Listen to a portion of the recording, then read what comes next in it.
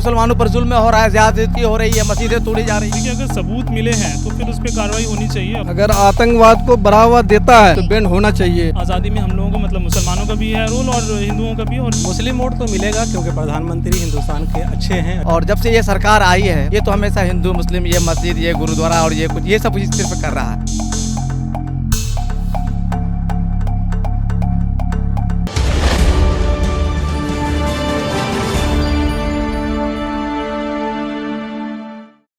Sir आप बताइए, PFI ban हुआ है, आपके अनुसार सही है गलत? नहीं, पीआईफी तो मैं समझ नहीं रहा हूँ, लेकिन मैं ये कह रहा हूँ कि मुसलमानों को अगर आतंकवाद कहलाता है तो ये सरासर गलत है। मुसलमान कभी आतंकवाद हो ही नहीं सकता है।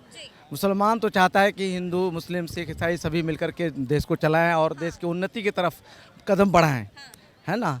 जबकि हमारा हिंदुस्तान में हम हमेशा भाईचारगी के साथ रहे, मिलजुल करके रहे और रह रहे हैं। और हमें चाहिए कि इसमें हमारे बच्चों के लिए, आने वाले भविष्य के लिए सोचना चाहिए देश को।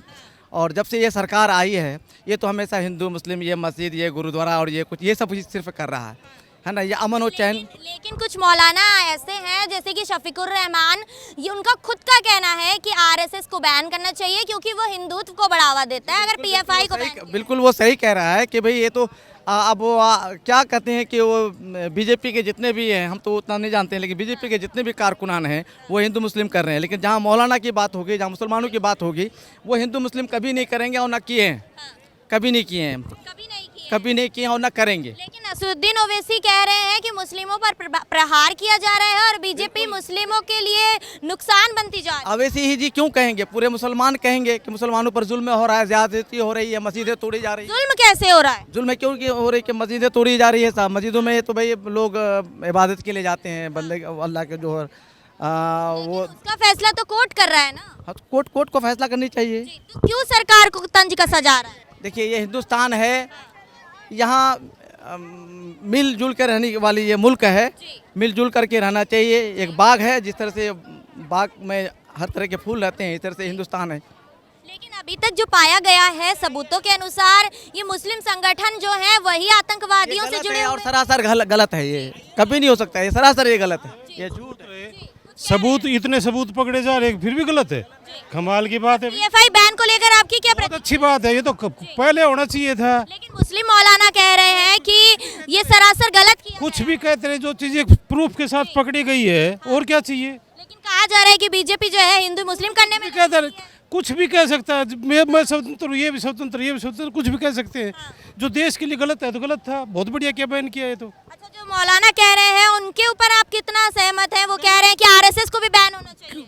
बताओ, उनके खिलाफ कोई एक्शन लिया जाएगा। अब ये गलत किया उन्होंने, कोई ऐसी चीज है तो बताया जाए ना। किसी के पास कोई प्रूफ है तो बताओ, ले करके भैया प्रूफ है हमारे पास। ये बताइए कि आतंकवाद को मुस्लिम कम्युनिटी से जोड़ा जाता है? जरूरी नहीं होता, ये कोई जरूरी नहीं होता आतंकवाद सिर्फ मुस्लिम कम्युनिटी, कोई भी हो सकता है।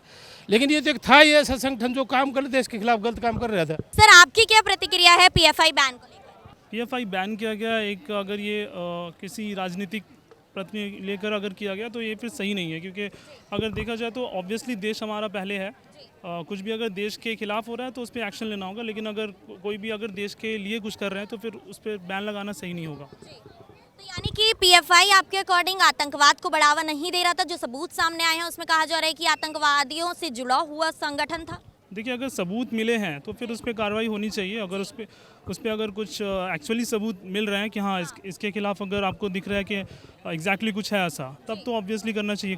लेकिन पीएफआई बैन के साथ साथ जो 8 और संगठन बैन हुए हैं उनमें ज़्यादातर यानी कि इस्लामिक संगठन वो हुए हैं बैन। तो कहीं ना कहीं आपकी कम्युनिटी पर ये सवाल खड़े किए जा रहे हैं कि वो आतंकवाद से जुड़ी हुई होती है। इस पर आपकी क्या प्रतिक्रिया? देखिए, कम्युनिटी, किसी भी कम्युनिटी के खिलाफ अभी टारगेट किया जा रहा है तो ये तो गलत चीज़ है। ठीक है, अगर आप देखिए तो मैं एज अ प्रोफेशन डॉक्टर हूँ। ठीक है, तो अगर आप मुझे बोलेंगे नहीं, अगर आप इस्लाम के बारे में क्या जानते हो, तो मैं इस्लाम की स्टडी भी कर चुका हूँ, मैं हाफिज़ भी हूँ। मैं भी कुरान पढ़ता हूँ, मैं भी रोज़ा रखता हूँ, नमाज़ पढ़ता हूँ। तो ये ऐसा कुछ नहीं कि हमें ये चीज़ सिखाया जाता है। लेकिन अगर कुछ लोग डाइवर्ट हो रहे हैं अगर दूसरे तरफ और वो इस्लामिक बोलकर अगर कुछ गलत करे तो ये ऑब्वियसली इस्लाम में नहीं है। जैसे कि आपने बताया कि आप भी इस्लाम को पढ़ चुके हैं, तो क्या मैं जान सकती हूँ कि आपके ही धर्म में कट्टरपंथी होना ये सिखाया जाता है? जो वहावी आंदोलन छिड़ा था, वो जिस तरीके से रूल रेगुलेशन फॉलो करते हैं, क्या वो आपके धर्म में सिखाया जाता है? देखिए ऐसा कुछ नहीं है कि कट्टरपना तो कहीं नहीं होता है, ठीक है। जैसे है अगर बोलिएगा तो इस्लाम में भी जैसे हम लोगों में है कि अपने दीन को फॉलो करना है तो दूसरे दीन से आपको नफरत करना है, ऐसा कुछ नहीं है। ये कोई भी दीन नहीं सिखाता है, ये कोई भी मज़हब नहीं सिखाता है, ठीक है। हिंदुस्तान हमारा सबका ही है और हम लोग सब यहाँ पे बहुत साल से रह रहे हैं। ऐसा तो कोई नहीं है कि भी नया कोई मुसलमान यहाँ पे आए हैं, ठीक है। आज़ादी में हम लोगों को मतलब मुसलमानों का भी है रोल और हिंदुओं का भी, और जो दूसरे मदद से बिलोंग करते हैं इंडिया में सबों का ही रोल है, ठीक है। तो ऐसा कुछ स्पेसिफिकली नहीं है कि इस्लाम में ऐसा बताया जाता। अगर है तो फिर नॉन मुस्लिम, कोई भी मुस्लिम कंट्री में कोई भी नॉन मुस्लिम नहीं रहते ना, अगर ऐसा होता तो, ठीक है। अच्छा, आपने असुद्दीन ओवैसी का नाम सुना होगा। उनका कहना है कि पीएफआई बैन के विरोध में वो खड़े हुए हैं, उसका समर्थन नहीं करते। देखिए मैं मतलब पॉलिटिकल वे में तो नहीं बोल सकता, एज ए पर्सन मैं पॉलिटिकल वे नहीं हूँ, वो तो एक पॉलिटिक्स से बिलोंग करते, तो उनका आंसर उनके हिसाब से होगा। अच्छा, आरएसएस से आप वाकिफ होंगे कि आरएसएस कैसा संगठन है जो हिंदुत्व को बढ़ावा देता है। उस पर कहा जा रहा है कि आरएसएस को भी बैन करना चाहिए यदि पीएफआई को बैन किया गया। उसमें कहा, ये बयान है शफीकुर रहमान का। देखिए अगर कोई भी कट्टरपना जैसे बता रहे हैं कि आपको अगर इस्लामिक कट्टरपना अगर कर रहे हैं कोई, तो अगर उनको बैन किया जाता है तो फिर दूसरे मज़हब से भी बिलोंग करते हैं उनको भी करना चाहिए। Just as a personal view बोल सकता हूँ मैं, लेकिन ऐसे एज सच आरएसएस के बारे में मेरा कोई ऐसा पर्सनल व्यू नहीं है कि नहीं कि करना चाहिए नहीं करना चाहिए। मेरा बस ये है कि अगर कोई भी अपने मज़हब को फॉलो करा तो उसे करने देना चाहिए। इसमें आपको बहुत ज़्यादा ये नहीं करना चाहिए कि नहीं ये नहीं करना वो नहीं करना। अगर कोई सही से कर रहा है, वो एग्जैक्टली सही कर रहा है, तो फिर उसको उतना नहीं बनाना चाहिए। सर, पीएफआई को 5 साल के लिए बैन कर दिया है। आतंकवाद को बढ़ावा दे रहा था, इसलिए सरकार ने बैन किया। क्या कहना चाहेंगे? अगर आतंकवाद को बढ़ावा देता है तो बैन होना चाहिए, अगर नहीं है तो फिर बैन नहीं होना चाहिए। नहीं होना चाहिए, बिल्कुल अच्छा, नहीं। जो असुद्दीन ओवैसी हैं और कई ऐसे मुस्लिम मौलाना हैं जो इसके खिलाफ हैं और वो बोल रहे हैं कि हमारी पार्टी को तोड़ने की कोशिश कर रही है बीजेपी पर निशाना साधा जा रहा है। वो तो राजनीति अलग चीज़ है जी।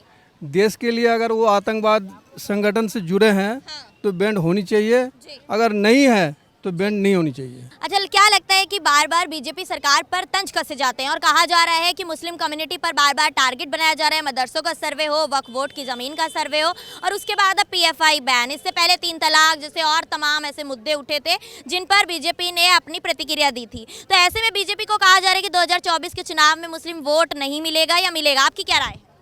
मुस्लिम वोट तो मिलेगा क्योंकि प्रधानमंत्री हिंदुस्तान के अच्छे हैं, अभी तक काम उन्होंने अच्छा किया है।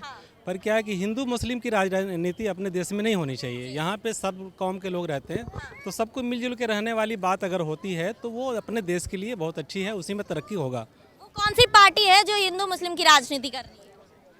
वो तो बीजेपी ही करती है। बीजेपी कर रही है। अच्छा, क्या लगता है भारत जोड़ो यात्रा जो कांग्रेस कर रही है वो भारत को जोड़ने के लिए कर रही है?